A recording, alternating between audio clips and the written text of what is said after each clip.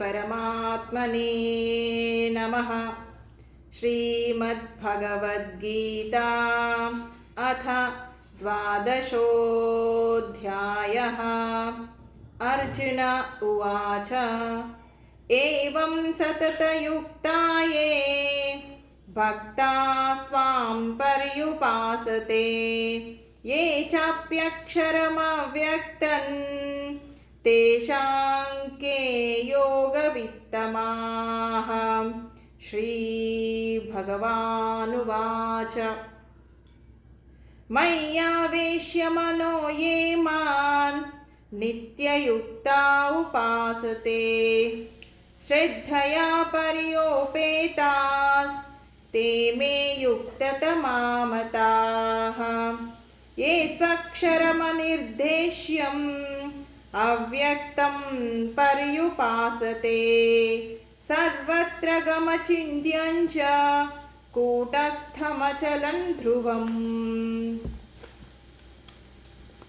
सन्नियम्येन्द्रियग्रामं सर्वत्र समबुद्धयः ते प्राप्नुवन्ति मामेव सर्वभूतहिते रताः। क्लेशोऽधिकतरस्तेषाम् अव्यक्तासक्तचेतसाम् अव्यक्ता हि गतिर्दुःखं देहवद्भिरवाप्यते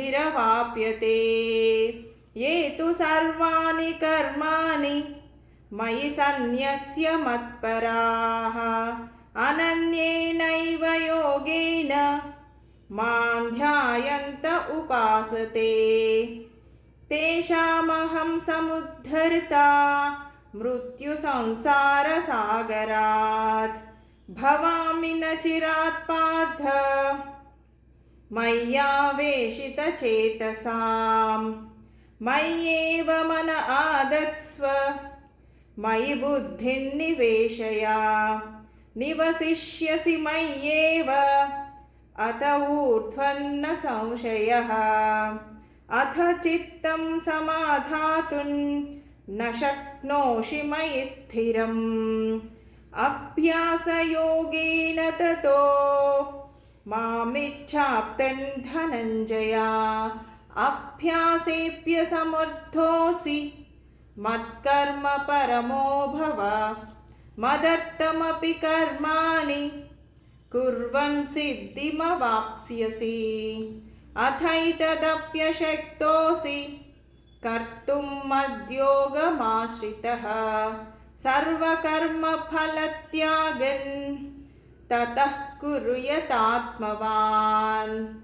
श्रेयो हि ज्ञानमभ्यासात् ज्ञानाध्यानं विशिष्यते ध्यानात् कर्मफलत्यागात् शान्तिरनन्तरम्।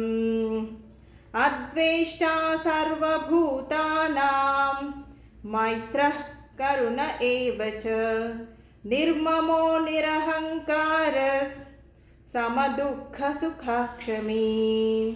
सन्तुष्टः सततं योगी यतात्मा दृढनिश्चयः।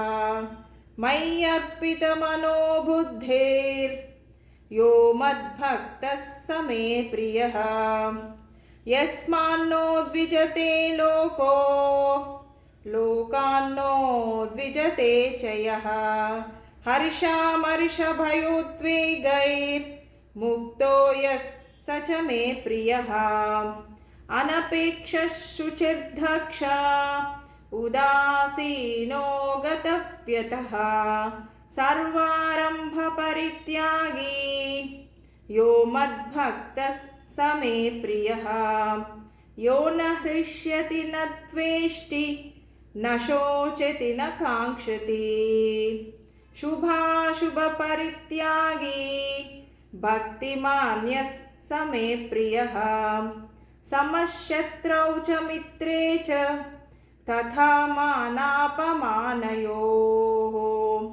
शीतोष्णसुखदुःखेषु समः सङ्गविवर्जितः तुल्यनिन्दास्तुतिर्मौनी सन्तुष्टो येन केनचित् अनिकेतस्थिरमतेर्भक्तिमान् मे प्रियो नरः ये तु धर्म्यामृतमिदै यथोक्तं पर्युपासते श्रद्धधाना मत्परमा भक्तास्तेऽतीव मे प्रियाः।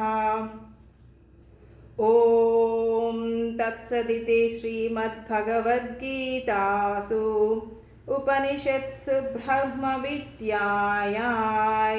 योगशास्त्रे श्रीकृष्णार्जुनसंवादे भक्तियोगो नाम द्वादशोऽध्यायः। ॐ श्रीकृष्णार्पणमस्तु।